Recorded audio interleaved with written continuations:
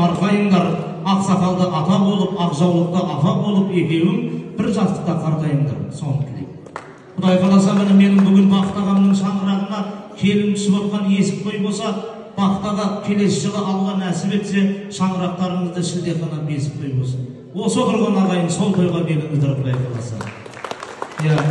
Былтыр Қарабейінде тойында болып едім, жақсы сөз ғой, той боласың деп айттық. Міне сол тойдың жалғасы бүгін Әкешанның қуанышы болып жатыр, Алла қаласа.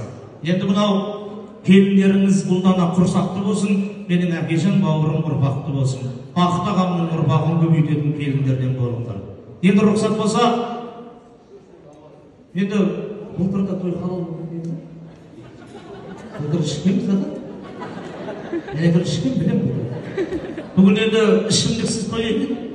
Енді бұл қазақи той деп қоямыз ғой бұны. Ішімдіксіз той, енді халал той деген мен ойлаймын, харам той жоқ шығар қазақта. Әйтеуір бәрі адал ниетпен жасайды ғой, ішімдіксіз той. Бүгін тек қана шайнекпен шай ішіңіздер.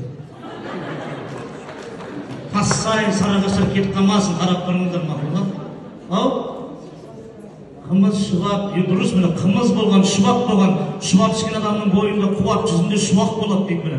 Бүгін осы Бақыт ағамның шаңырағындағы тойдан қымыз ішіп қуаттан